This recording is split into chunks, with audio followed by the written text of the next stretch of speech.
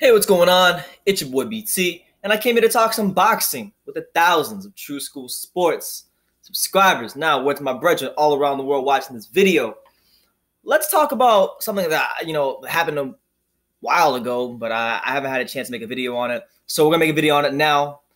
Errol Spence, Terence Crawford meet face to face in Oklahoma City at the Chesapeake Arena. This is on the day of the Maurice Hooker versus Alex Saucedo fight.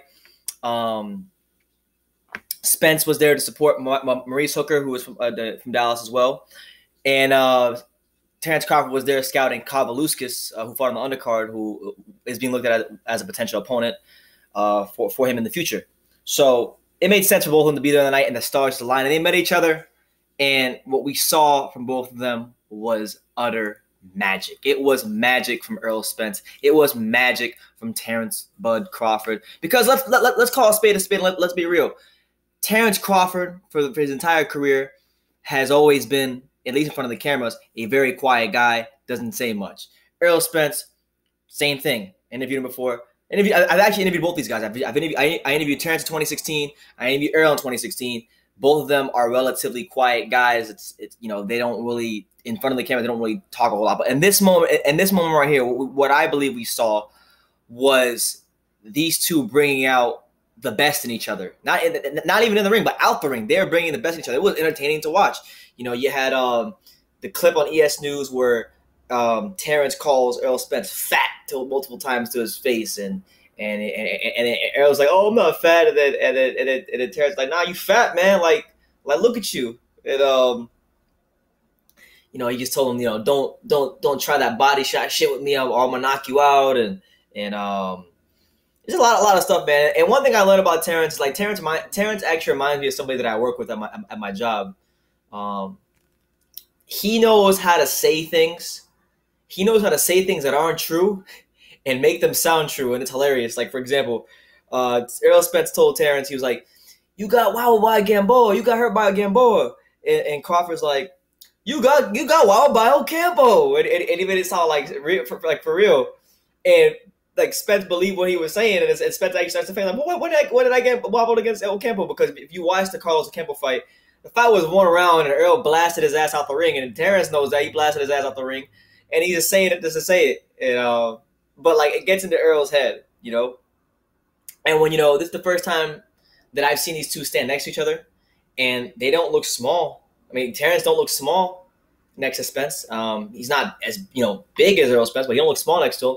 It is worth noting as well that Terence has a slightly longer reach, I think by 2 inches. He's saying, "I bet you 100,000 I'll stop you." Errol says to Terence, "I bet you 100,000 I'll stop you." Terence with this look in his eye says, "Let's bet $1 million," and they up at $1 million. You got these dudes talking about, "Oh, I can beat you in basketball. I beat up Adrian Broner and his friends for the bread," and all that stuff. And just this interaction, this 10-minute interaction, had so much in it. And it's just like, man, they're bringing the best out of each other out the ring. Why wouldn't you expect them to do it in the ring? Errol. Now there were two things in this interaction. I'll be honest with you. There were two things in this interaction that were very, very telling.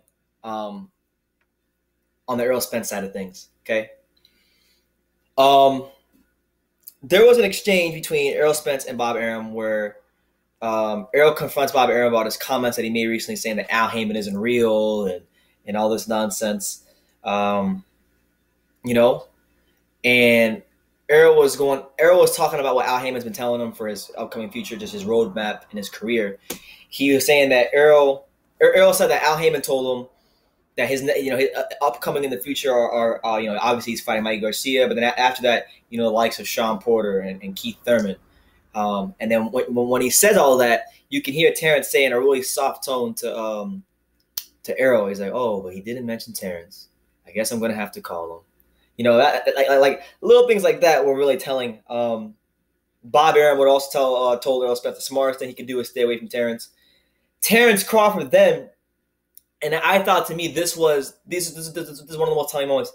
He pretty much exposed Errol in this moment, and PBC changing his tone before he got his belt, because before he got his belt, they were saying one thing, And now after the belt, they're saying another thing. So if you remember distinctly, before Terence got a belt, Errol was yelling a bunch about how this guy doesn't have a belt. Maybe if he get a belt, we could fight. And once he got a belt, a lot of these, ever since he got the belt, pretty much we've been hearing everything but Terence from Errol Spence. We've been hearing everything but Terence from all PBC fighters, not just Errol, but all PBC fighters. I'm not mentioning Terence Crawford's name. And then this was the worst. Honestly, I love Errol Spence. He's one of my favorite fighters, but this was a very, very bad moment. Then he tells Terence, why shouldn't I go the easier route and fight Sean Porter? Like, he literally said that came out of his mouth as a fighter. He said that to Terence Crawford. And then he tries to convince himself, the way it sounded, he tries to convince himself and be like, oh, well, I'm the boogeyman, I'm the dog of the division, yada, yada, yada. And then this was the most gangsters thing I heard Terence Crawford say. He said, you can't be the boogeyman if I'm chasing you.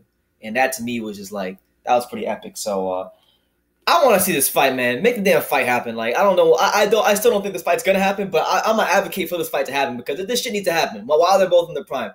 I mean, I've watched so many Errol Spence and Terence Crawford interviews over the years, and they've been boring. They have been boring because these guys are not being themselves. In this interaction, I saw these two be themselves. There was a mutual respect, and they were able to bring the best out of each other. And even from a boxing standpoint, they will bring the best out of each other, I believe, because of the style matchup, because of where they're at in their careers. Terence Crawford being, can Terence Crawford's, long, rangy, switch hitting boxer puncher style defuse the come forward, but very well schooled pressure fighting of Errol Spence Jr. It's just a match made in heaven, and this fight has to happen. It has to happen. But massive respect to Terence Crawford. He pulled up on Errol Spence Jr. Straight up pulled up on him. And I would venture to say in this little verbal exchange, Terence Crawford won the verbal exchange.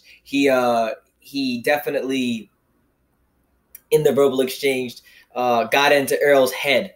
Even when he was towards the end of the video, he was saying things like talking about his coach Brian McIntyre, who's fat Brian McIntyre. I bet you Brian McIntyre is faster than you. So faster than me at what? At punching. And then Errol's like, how do we judge this? Overall, it was just great. It was great stuff. And damn. What's funny was I was watching Crawford Benavidez the other night. I was watching this fight, and I watched a couple Terence Crawford clips and highlights from both fights, and I watched the whole Benavidez fight because I hadn't seen it. And man, it's getting better, man. Terence Crawford is getting better as a fighter. He's one of and you see it fight by fight. And it's crazy because I made a lot to me when he fought Jeff Horn. I was on here. There were some things I said that were borderline disrespectful about Terence. And I said that the Jeff Horn fight was going to tell us a lot about Terence. And I think in that fight we learned a lot about Terence. Fighting a guy that was bigger than him, a guy that fought dirty, a guy fighting with a lot of confidence. And he bullied Jeff Horn, man. He bullied Jeff Horn. He showed how strong he was on the inside. And in that fight, he showed how good he was on the inside. In the Benavidez fight, he showed he's good on the inside. Just as he's gotten further along in his career, he's actually, I would say, improved his inside fight game. And I think this is a crazy statement, crazy statement. But I believe if he fought Errol Spence Jr., Terence Crawford is one of the only fighters in boxing, maybe the only fighter in the welterweight division that could hang on the inside with Errol Spence Jr. You heard it here first. I think he can hang here on the inside with Errol Spence Jr. because it's not so much as his skills, because you can have all the skills in the world. But one thing I learned about Terence is not so much the skills, but it's the mentality to the sport of boxing and how he approaches things. And I think it's a bad dude, man. Terence Crawford's a bad dude. Errol Spence is a bad dude. I want to see the fight. So, yeah, man. That's just my take on what went down. I think he kind of cut through that whole boogeyman thing that Errol Spence got going on. Is Errol Spence feared by some, or are people reluctant to fight him? Absolutely, I think so. But when Errol started to convince himself that he was a boogeyman, Terence Crawford shut that shit down and said, "Look, you can't be the boogeyman. I'm the one chasing you." And to me, that was just gangster to me. So let me know what you guys think in the comments down below. Terence Crawford, Errol Spence Jr. I want to see the fight. I got some money in my drawer. I'll pay pay-per-view right now to watch that fight. Let me know what you think in the comments down below. Take the time to subscribe. Like I say in every single video, you can love me or you can hate me, but I'm just a kid from Dania. So until next time, take care, guys.